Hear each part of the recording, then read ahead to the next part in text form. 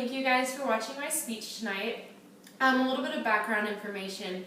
I had already written the speech and prepared it and everything, and then we found out today, this afternoon, that the person who I am speaking about as my hero took a turn for the worse, but he's still fighting and he's doing okay, so that just really reinforced that he is a hero to me and that I just absolutely needed to do this speech on him. So when most people think of a hero, they think of a 6'5", tall, youthful man with muscles and a cape and just saving people. I think of an 80-year-old man lying in a hospital bed with bruises on his face, has lost 20 pounds in the past couple weeks, and just not the fittest person that you would typically think of as a hero. He's my grandfather. Everyone is a grandchild, regardless of whether your grandparents are alive, dead, alienated, super close to you emotionally. If they live in another country or if they live right down the street, everyone is a grandchild. And I've been super blessed to know both sets of my grandparents, but I'm really close with my dad's parents. And the reason why I picked my father's father as my hero is because in the past month, he's been diagnosed with stage 4 melanoma, and he's got 4 spots. One is on his spine, and it takes up about 3 of the vertebrae. Another one is on his skull, which thankfully hasn't spread into his brain. And then he's got 2 small ones in one of his lungs.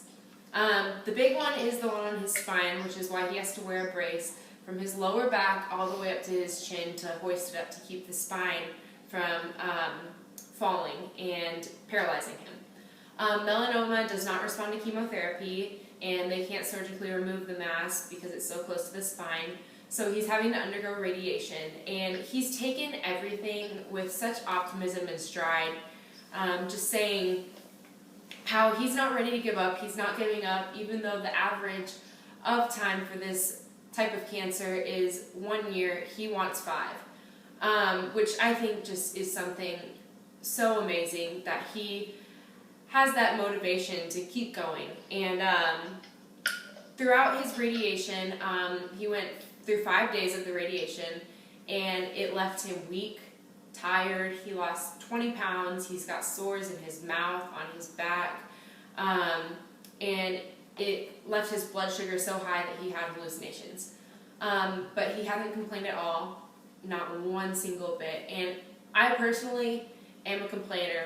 I know it, but it just really motivates me to put things in perspective and to not complain. I know I take my health for granted. I complain if I am even slightly tired, but he's fighting for his life and doesn't say a single negative thing. He's such a goofball and a family leader. My grandparents are truly, they are the picture of what it is like to have the perfect marriage.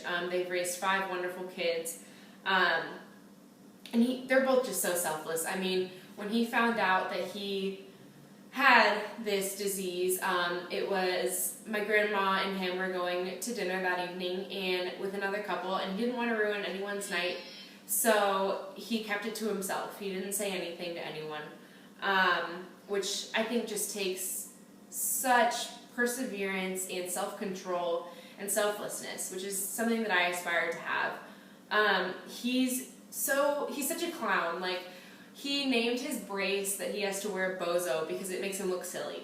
And the fact that he has to wear this huge hulking thing that he can't turn his head either way, and he still finds something funny about it, is just, he's such a leader in that aspect. And it's really led our family to be optimistic instead of to think the worst.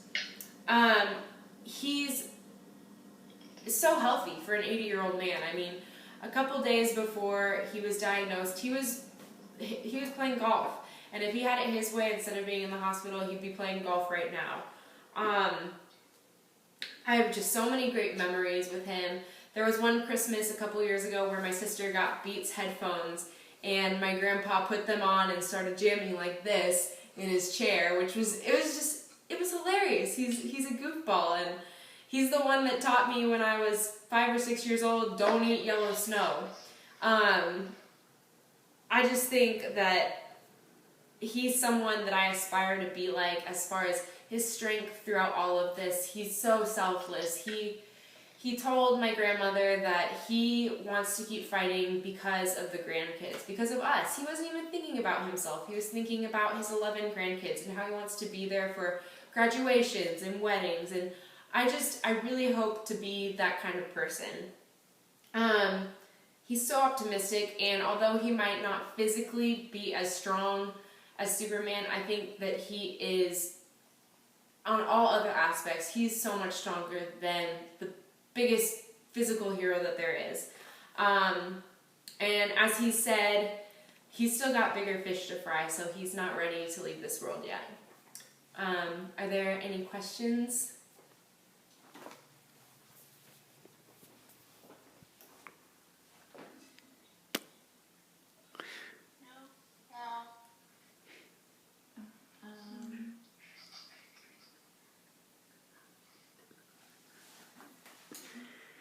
When was the last time you got to visit him?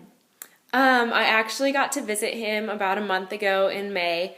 I drove up to Wisconsin with my cousin, and it was really great to see him before he underwent the treatment, and he still looked like himself.